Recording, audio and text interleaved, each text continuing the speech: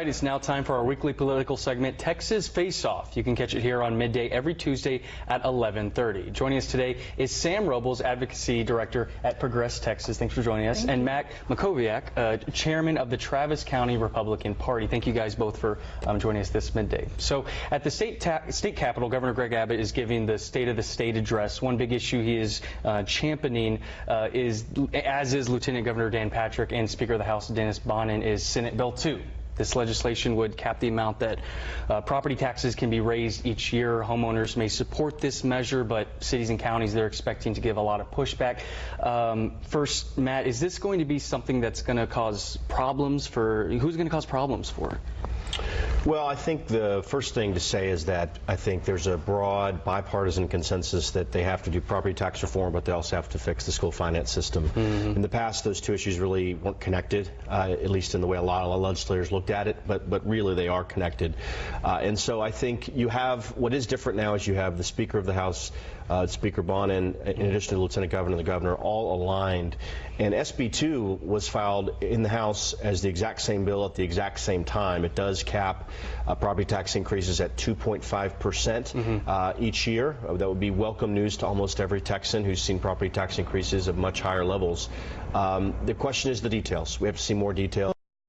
Going forward, if they put more money into education, it's going to relieve pressure on the counties. And it's not saying counties can't raise property taxes over 2.5%. It's saying they just have to go to the voters if they want to do that. They have to make the case. Right. Matt was mentioning some of the details we're still waiting to get. What are some details you're hoping to see and hear about once we learn more? Sure, and I think what's really important for folks, Matt's right, if we're going to address property taxes, we need to talk about how our schools are being funded.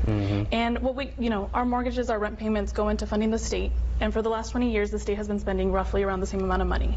However, what's changing when you look at that pie chart is that items like border security increase. And when that increases, it leaves less to school funding and other issues that will fall through the cracks.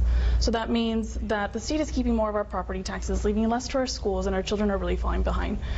From the proposal that was unveiled last week, what we can see is that it might indicate that state leaders might not trust their city or counties to do what's best in funding their communities. And it definitely leaves some of our first responders a little tight when it comes to funding our firefighters and paramedics.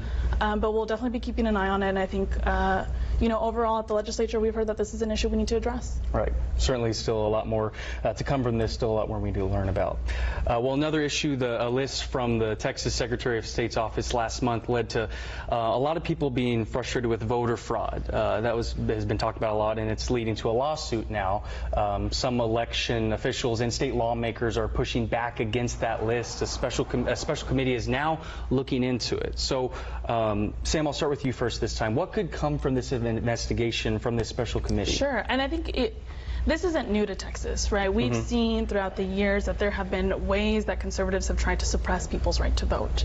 And so as we're investigating, I think there's a couple things that we need to look at. The numbers aren't adding up. We know that the numbers aren't adding up. We know that there are people in the state who have that's being stripped away from.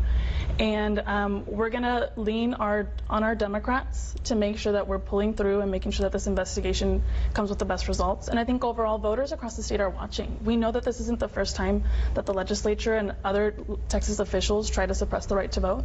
And we'll be watching, and we're going to come back in November, and we're going to show, we're going to demonstrate that we want leaders who care about promoting the right to vote instead of stopping it. Matt, do you see this as an issue when we get to November, when we get to these next steps, voting down the line? Is this going to be an issue that continues? Well, I think there probably are more important issues that people are more focused on. Obviously, the headline numbers, the 95,000 people who applied for driver's licenses when they weren't citizens, the so-called 58,000 who had voted in the last period of years, those numbers got a lot of attention. At the time, the Secretary of State's office made clear these were weak matches and that they were asking the counties to go verify. That's all they were doing. I don't know where suppression comes in. No one's been kicked off the voter rolls unlawfully. If they were, they would have have a great case for a lawsuit. All this is going to come up on Thursday. Secretary of State David Whitley is going to be in front of the Nominations Committee for a confirmation hearing. I'm sure all that's going to come forward. I obviously want to know more as well. I think they should have de-emphasized the headline, emphasized the specifics. No one's trying to remove a lawful voter from the voter rolls. What they're trying to do is ensure that there's no one who's voting illegally. Right. Obviously, we'll learn more hopefully Thursday. Both these topics, a lot still going on, and thank you both so much for coming in and just providing your perspective. We always appreciate it every Tuesday, and we'll be right back.